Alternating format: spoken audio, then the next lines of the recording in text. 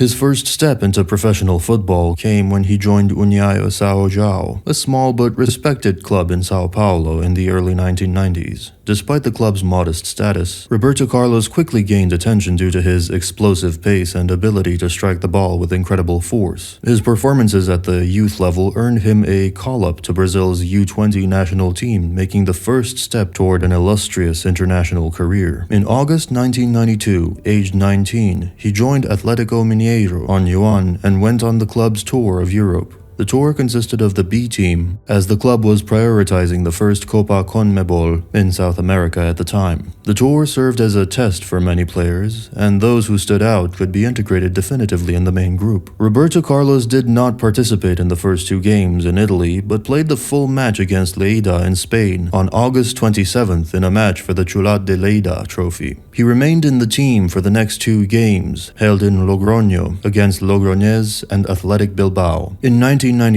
Roberto Carlos made a significant leap in his career by signing for Palmeiras, one of Brazil's biggest clubs. This move proved to be transformative as he developed into one of the country's most exciting young fullbacks. Playing alongside rising stars and established veterans, he helped Palmeiras secure back-to-back Campeonato Brasileiro Série A titles in 1993 and 1994. By now, he was already attracting attention from European scouts. His aggressive attacking runs combined with his defensive reliability made him a unique player. While traditional fullbacks prioritized defending, Roberto Carlos redefined the role by functioning almost as a winger. His ability to deliver dangerous crosses and score stunning goals from distance set him apart. His performances for Palmeiras also earned him his first call-up to the Brazilian national team in 1992, though he didn't become a regular starter until a few years later.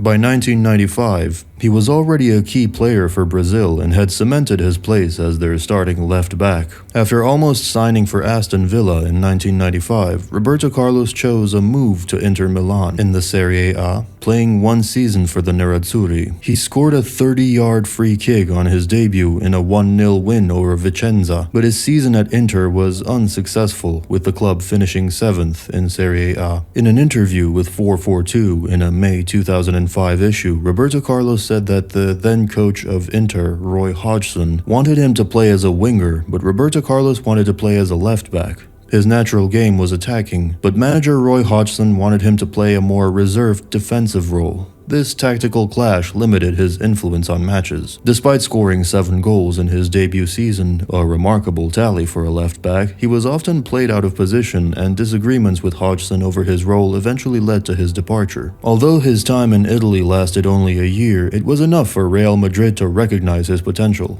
In 1996, he made a career-defining move to the Spanish Giants, a decision that would shape his legacy. Roberto Carlos joined Real Madrid in the year 1996 close season. When newly appointed manager Fabio Capello learned that Roberto Carlos had become transferable, he barely could believe it, and he asked chairman Lorenzo Sanz to travel to Milan immediately. An agreement had been reached 24 hours later. Roberto Carlos was given the number 3 shirt and held the position as the team's first-choice left-back from the 1996-97 season until the 2006-2007 season. At Real Madrid, Roberto Carlos found the perfect environment to flourish. Unlike at Inter, he was given full attacking freedom, and under managers like Fabio Capello and Vicente Del Bosque, he became one of the most influential players in world football. When Roberto Carlos arrived at Real Madrid in '96, he found a club that was rich in history but struggling to reassert its dominance both in Spain and Europe. At that time, Madrid had not won a European Cup or Champions League since 1966, and they were playing catch-up to Johan Cruyff's Barcelona, who had revolutionized Spanish football with their dream team in the early 1990s. However, things were about to change. Under the guidance of Fabio Capello, Real Madrid made several key signings to rebuild the squad, and Roberto Carlos became an integral part of this transformation. Roberto Carlos made an immediate impact in his debut season of 1996-97, playing in all 42 league games and scoring 5 goals, an astonishing number for a defender. His long-range shooting, pinpoint crosses, and incredible speed down the left flank made him one of Madrid's most dangerous weapons. One of his standout moments came in a match against Tenerife, where he scored a stunning goal from an almost impossible angle near the left corner flag. To strike, which seemed to defy physics, was an early indication of his freakish ball-striking ability, something that would become his trademark throughout his career. That season, Real Madrid won La Liga, finishing ahead of Barcelona and breaking their domestic dominance. This triumph marked Roberto Carlos's first major club trophy in Europe, but even bigger successes awaited. Despite their domestic success, Madrid still had unfinished business in Europe. In the 1997-98 Champions League, Roberto Carlos played a crucial role as Madrid advanced to the final against Juventus, the reigning champions led by Zinedine Zidane, Alessandro Del Piero, and Edgar Davids. The final, held in Amsterdam, was a tense battle, but Madrid emerged victorious 1-0 thanks to a goal from Predrag Mijatovic. Roberto Carlos was instrumental in the goal, as it was his shot that deflected into the path of Mijatovic, allowing him to score. This victory was historic. Madrid had finally reclaimed their place at the pinnacle of European football after a 32-year wait, and Roberto Carlos had established himself as the best left-back in the world. While Roberto Carlos was excelling with Madrid, his reputation on the international stage was also soaring.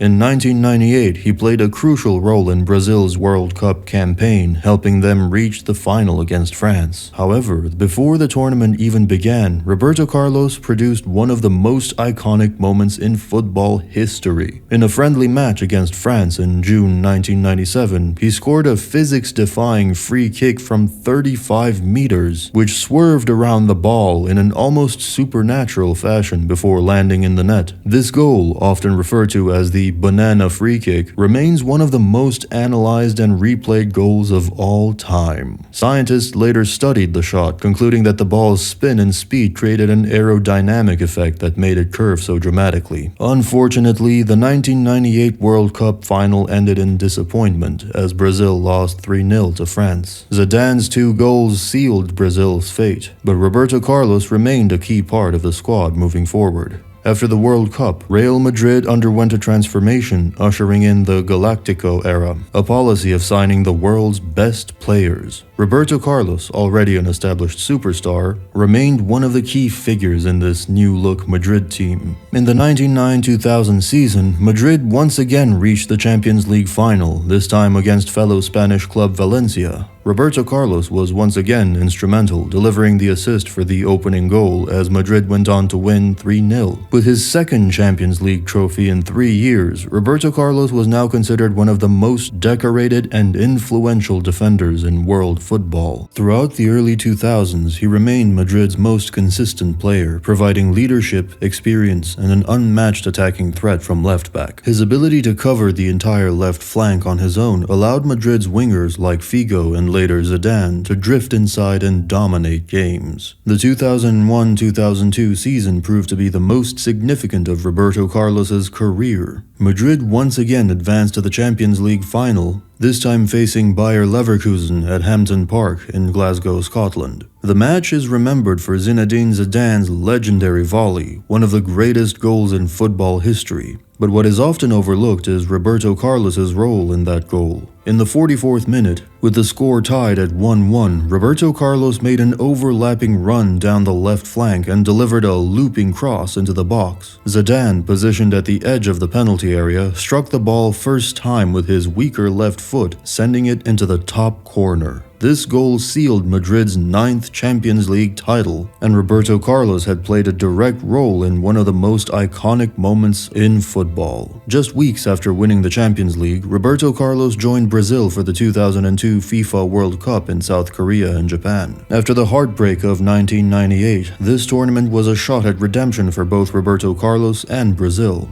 Alongside Ronaldo, Rivaldo, Ronaldinho, and Cafu, Roberto Carlos was part of a legendary squad that dominated the tournament. Brazil advanced to the final against Germany, and Roberto Carlos played a crucial role in shutting down the German attack. Ronaldo scored twice, securing a 2-0 victory, and Brazil won their 5th World Cup title. This victory cemented Roberto Carlos's legacy as one of the greatest left-backs in football history. He had won everything: Champions League titles, league titles, and now the World Cup. After winning the 2002 World Cup with Brazil and securing his third Champions League title with Real Madrid, Roberto Carlos had reached the absolute peak of his career. Roberto Carlos received recognition for his individual brilliance when he finished second in the Ballon d'Or voting, only behind his Madrid teammate. This was a remarkable achievement, as very few defenders had ever come so close to winning the award. By this time, he was not only the most feared left-back in world football, but also one of the most recognizable names in the sport.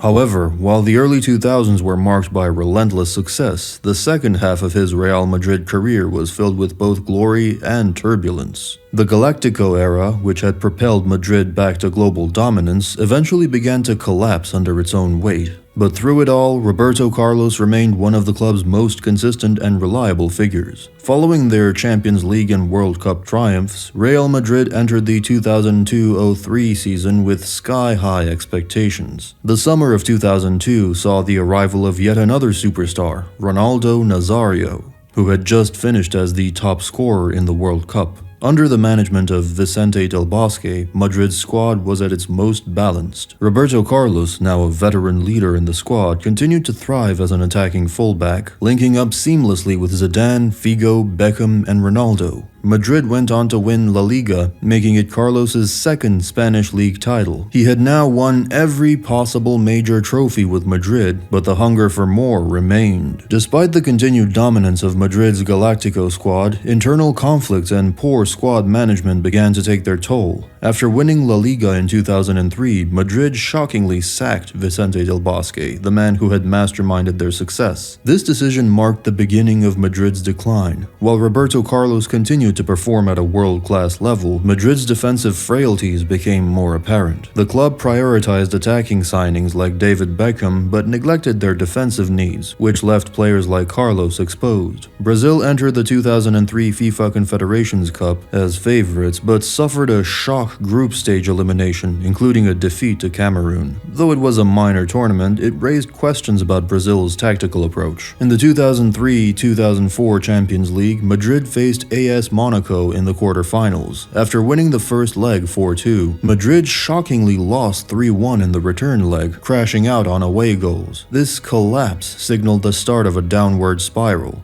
By the end of the season, Madrid had gone trophyless, and the cracks in the Galactico project were beginning to show. Despite Madrid's decline, Roberto Carlos continued to shine individually. Now over 30 years old, he still possessed incredible speed, stamina, and technical ability. His biggest moment of the season came in a Clásico against Barcelona at Camp Nou, where he scored a stunning free-kick goal, proving that his legendary set-piece ability was still intact. Even if his club career was trophyless, in 2004, Roberto Carlos was part of a Brazil squad that won Copa America, despite many star players, including Ronaldo, being rested. Under manager Carlos Alberto Pereira, Brazil won the tournament in dramatic fashion, beating Argentina on penalties in the final. Though Roberto Carlos didn't take a penalty, his experience was crucial in guiding a younger Brazilian squad to success. By this time, he had become a senior leader, mentoring young defenders like Maicon and Lucio, who would later take over his defensive responsibilities.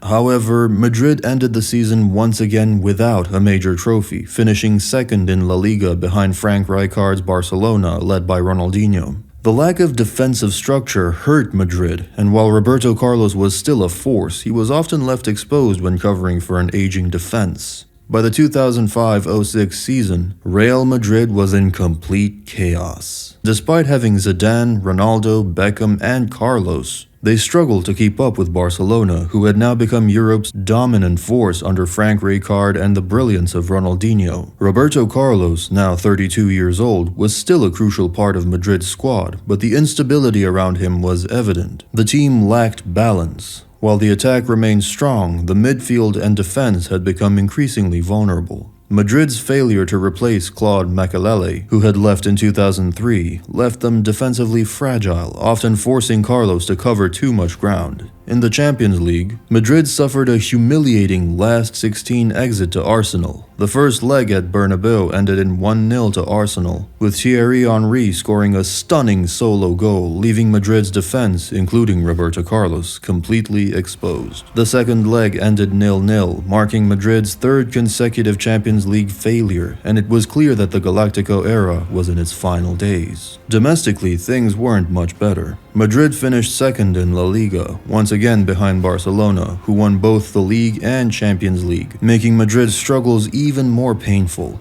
By the end of the season, Zinedine Zidane retired, signaling the end of an era. Heading into the 2006 World Cup in Germany, Brazil was once again the favorite. They had the world's most feared attack, nicknamed the Magic Quartet: Ronaldinho, Kaká, Adriano, and Ronaldo. At 33 years old, Roberto Carlos remained Brazil's first-choice left-back, but his attacking runs became less frequent as he focused more on defending. However, Brazil's defensive weaknesses were exposed in the quarterfinals against France in what would become a historic and controversial match. Brazil versus France, the end of the golden generation moment of infamy. In the 57th minute, Thierry Henry scored the only goal of the game from a Zidane free kick. Roberto Carlos blamed. Replays showed Roberto Carlos fixing his socks instead of marking Henry, allowing the French forward to score unchallenged. This cost Brazil a place in the semi-finals. This moment was seen as the symbolic end of Brazil's golden generation, and Roberto Carlos received heavy criticism. Following the 2006 World Cup failure, Roberto Carlos decided to retire from international football. He finished with 125 caps for Brazil, making him one of the most capped Brazilian players of all time. He won the 1997 Copa America, the 1999 Copa America, the 2002 World Cup, and 2005 Confederations Cup. He was part of 3 World Cup squads, 1998, 2002, and 2006, and played in 2 finals. While the 2006 World Cup disappointment left a sour taste, his international career remains legendary as he helped shape the modern fullback role, combining defensive solidity with relentless attacking play. By the time the 2006-2007 season began, Roberto Carlos was the last remaining true Galactico from the squad that had dominated the early 2000s. Zidane had retired, Figo and Ronaldo had left, and only Beckham and Raul remained from the old guard. Under Fabio Capello, Madrid adopted a more defensive and disciplined approach. Capello's pragmatic tactics didn't always suit Roberto Carlos's attacking instincts, but he adjusted his game, becoming more conservative in his runs forward. The season had its fair share of ups and downs, but one of the biggest low points for Roberto Carlos came in the Champions League round of 16 against Bayern Munich.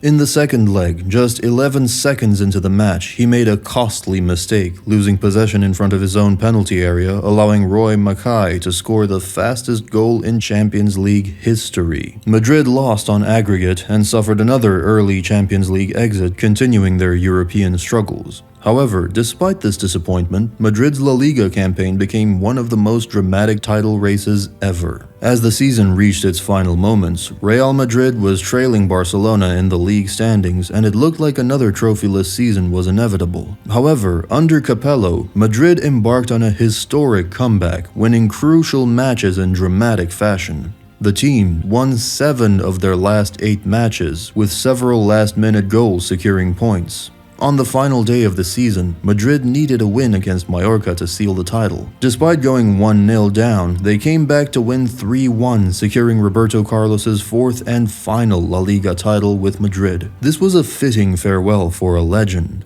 After 11 years, over 500 appearances, and 13 major trophies, Roberto Carlos had cemented his place as one of the greatest left-backs in football history. At the end of the 2006-2007 season, Roberto Carlos announced that he would be leaving Real Madrid. His contract was expiring, and with the club looking to rebuild with younger players, he decided it was time to move on. His farewell at the Bernabeu was emotional. Madrid fans, who had watched him dominate the left flank for over a decade, gave him a standing ovation in his final match. His legacy was undeniable, and he cemented himself as one of the greatest, if not the greatest, left back not only in Real Madrid history, but in football history as a whole.